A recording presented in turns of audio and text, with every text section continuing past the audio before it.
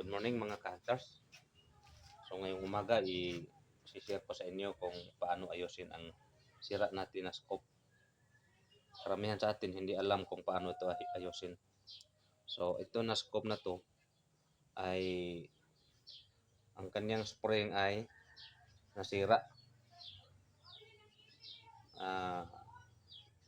Ang scope na ito ay hindi matanggal dito. Kaya tinanggal natin dito kasi may bolt, tatlo na bolt dito para lumabas itong kaniyang inner tube, kaniyang focus lens dito at ang kaniyang cross, ang kaniyang fixed cross dito sa loob. So ito ang ginawa ko, nilagyan ko ng spring kasi ang spring niya sa loob ay nabali dito. So para gumana ulit, nilagyan ko na lang ng spring ito. At dito natin yan ipasok kasi hindi yan dito pwede ipasok. Dito yan ipasok natin. At sa paglinis ng linte sa mga glass natin, huwag niyong hugasan ng, huwag niyong linisan ng damit. Ang mabisang paraan sa paglinis nito ay hugasan ng tubig sa sabunan, tapos huwag hawakan, ipatuyo dito sa ibaba ng papel. Dito ipatong yan hanggang mawala ng tubig at doon pa natin ipasok ulit. So yan mga idol, ako nang binaklas ko ng lahat at hinugasan ko na ito lahat. So ang susunod ko na, pasensya kayo sa Tagalog natin mga idol kasi Bisaya tayo, ipakita ko sa inyo itong malaki na scope, Bosnil, tapos may serial number ito at magkahalaga ito ng 3,000 mahigit.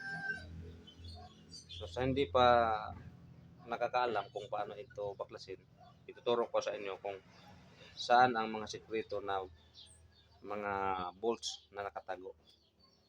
At simulan natin dito mga busing mga ka-hunters. Dito hindi alam natin na may thread dyan. So ang gagawin lang natin, kung hindi siya, kung sobrang tigas niya, lagyan lang natin ng palambot dyan. So WD-40. Pero ito nabaklas ko na at ipakita ko lang sa inyo ulit. So i-twist nyo lang mga bossing, ganyan, para mabuksan natin. So yan, na-twist na natin. So ang pinaka-importante niya, ang kanyang inner tube, kasi yon ang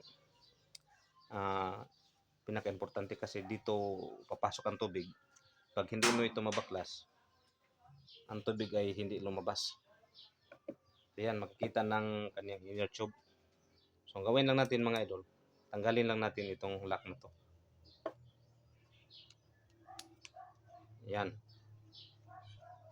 Pag nabaklas na ang lock na to, makikita natin sa loob ang nakatagong bolts dyan.